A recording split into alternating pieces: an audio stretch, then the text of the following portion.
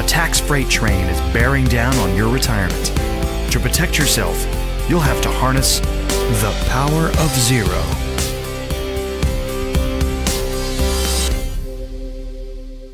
Well, hello there, and welcome to today's episode of the Power of Zero show. This is David McKnight. I am so glad that you are with us today. We're going to have a brief show today, but I think we're going to talk about some pretty important things. When I address either clients or rooms full of people that want to learn more about and embrace the Power of Zero strategy, I talk a lot about our nation's fiscal crisis, and it is a crisis whether the media wants to paint it that way or not. I usually talk about the debt, and I talk about our unfunded obligations, specifically for Social Security, Medicare, Medicaid, interest on the debt, so on and so forth. And I really want to be clear that whether I'm talking to clients or members of the general public or other financial advisors, that there really is, there really only four ways to resolve our fiscal crisis. And I'm going to sort of lay those out for you today. And I want you to ask yourself, as we're going through these different options and alternatives, what you think is the most likely solution. What do you think is the most realistic, given what we know about the history of our country and given what we know about where things are headed? So the first thing that we can do to prevent our country from going over a fiscal cliff is simply to cut expenses. We know that the real big gushers in the fiscal budget are things that Congress doesn't even have control over, okay? Congress has control over fewer and fewer things. I think the latest numbers, they've got control over 30% of the budget. What does that mean, that they have control over 30% of the budget? Well, that means that 30% of the budget is discretionary items, things that they could cut back on if they chose to, that they wouldn't have to pass a law to be able to do. The other 70%, things like interest on the national debt, specifically Medicare, Medicaid, Social Security, these last three are laws, meaning that if Congress wanted to cut back on them or in some way modify them or reduce the expenses for them, they would literally have to pass a law.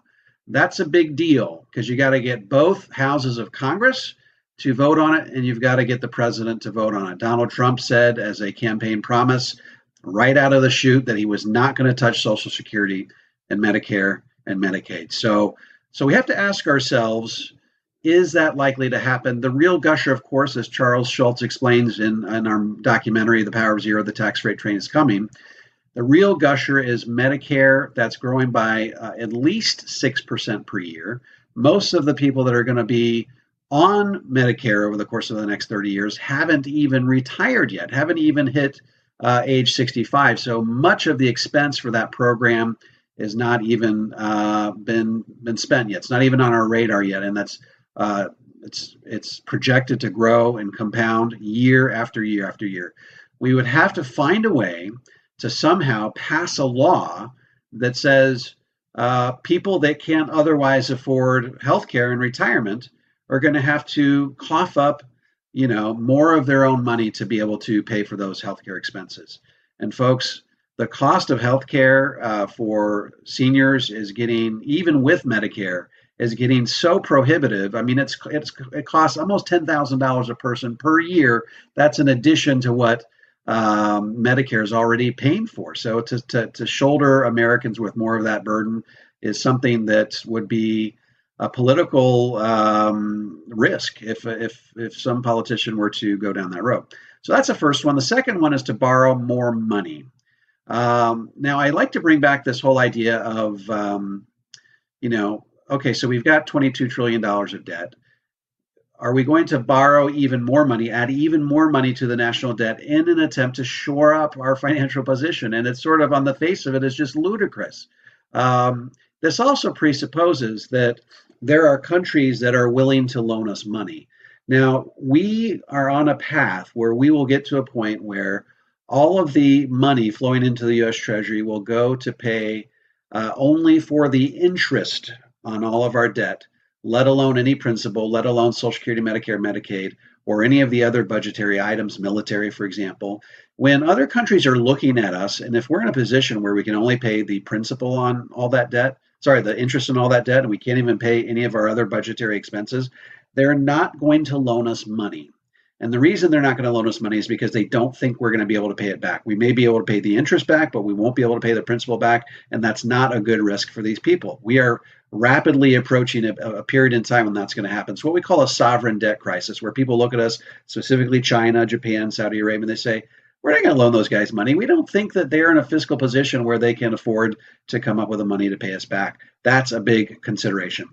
The next thing we can do, so first option is cut expenses. Second option is borrow more money, add to the debt. Third option is to print more money. Now, I've heard critics of mine who tell me that tax rates in the future are not likely to happen. They say, well, we're just going to return to 1970s era inflation, where we just try to print our way out of our problem. Now, you have to remember that Social Security is pegged to the CPI, meaning as inflation goes up, the Social Security benefit is required to go up, which means that as inflation rises, the amount that the government is required to pay for Social Security also rises. That's by law. And the other thing is that Medicare are services that are paid for in kind, meaning that if a doctor charges you $100 for a physical or your annual exam, and inflation doubles, that means the cost of that annual exam is going to go up by 100%, meaning it's now going to cost you $200. So Medicare is required to pay for those things as well. So if an exam doubles in expense, they would be required to pay double the amount. So you can't fix Medicare by inflating your way out of things. You can't fix Social Security by inflating your way out of this. So printing more money is not a resolution. Now, what about raising taxes? We know that David Walker has famously said that tax rates would have to double to keep our country solvent. Is that a realistic possibility? Well, it just so happens that one of the newest members of Congress out of Brooklyn, Alexandria Ocasio-Cortez, she's really on the warpath here to raise taxes on the wealthiest among us. She thinks that it's a good idea to raise the highest marginal tax rate to 70%.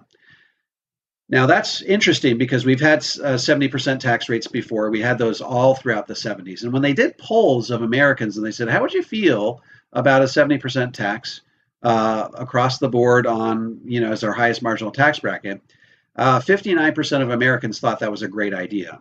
So there is this groundswell support for higher tax rates. So for those who said that higher taxes aren't going to happen, they aren't going to happen in our lifetime, we would never return to the anti-growth tax rates that we've experienced in the past, you have to understand that these programs have to be paid for somehow.